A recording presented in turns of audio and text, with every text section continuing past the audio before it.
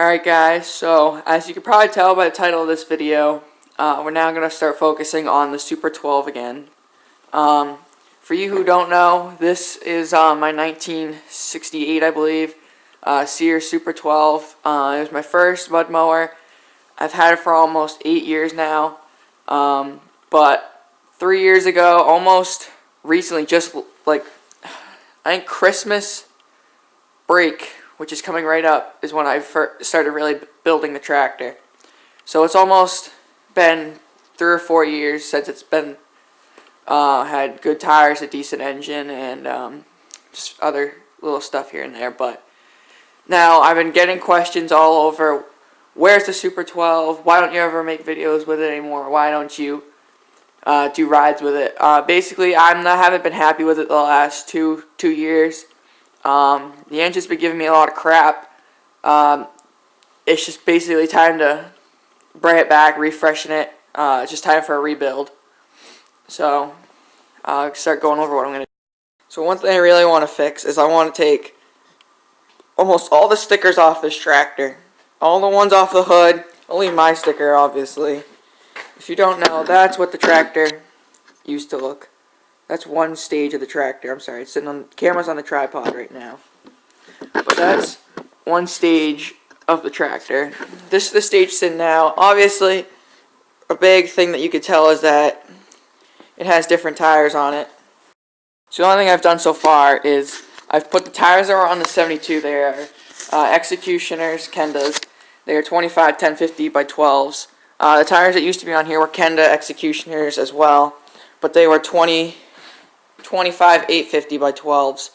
And the reason I put these on is they give it a little bit more of a meaner stance, and it has enough power. It had enough power to spin the little skinny tires, and honestly it needed more grip. Obviously the 72 has the tires that were on this because it just needed power. The little 212 was dying, and still is. So these are on. That's really the only thing I've done so far. One other thing that I got to fix now so I can test out the tires a little bit. So my throttle cable actually broke. Not sure if you can tell if the spring's in the way, but here's the cable. And here's the piece it should connect to right there. But it broke. So I'm either going to get a new cable, or I'm going to drill a hole through this bolt right here and just put another bolt going through the wire back here, so every time you just pull it, it pulls the wire. I'm going to get this hanger off because I used to plow snow with this. I got to put it on the 14. I want to take all the stickers off. And I put the tractor supply cushion seat back on. I'm not sure if I'm going to leave my toolbox underneath the tractor. Since I've put this engine in, I believe the hours are right there. Got my hour meter. 39.5 hours that are on this motor since I put it in the tractor, and that's straight out of the box. That's how many hours I have on it. So not too many hours. If you don't know, these tires are Kendas. I'm not sure what size they are. They're off of BMI carts. I'm gonna leave those. I like them. The hood stack is gone, but the pipe still comes up. This is where the exhaust comes out. I think I'm gonna just leave that just because I don't have a hole coming up through my hood. For nothing, I'll just have that little tip sticking out. Underneath the hood, this needs to be cleaned up. One thing I want to do is I want to take care of this clutch. There's a bunch of play in my clutch, as you can tell, and it's not doing anything until you hit. Here's all the way back. There's where the play stops, and you press it. And I want to get a new spring as well. The spring's really loose. I'm sorry, the lighting is terrible. It's just the reason there's so much play is the rod is actually worn out. So I'm going to weld around the rod, and I'm going to put a washer in where the clutch is so it's all nice and tight again. I got to adjust the belt. The belt is all the way up to adjustment, and it slips as soon as you let the clutch out. Another thing I'll be doing, I don't want to say everything, but I guess I'll say I'm going to be building my own building a new bumper. I'm going to be putting a winch. Another thing too, I kind of want to get rid of this license plate.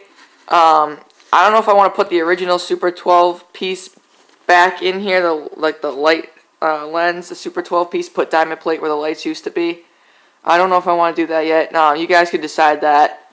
Leave the plate, put a whole piece of diamond plate, or put the original Super 12 piece in, and maybe paint a piece of metal to go to the lights were like blue or white or silver or whatever color you guys could come up with.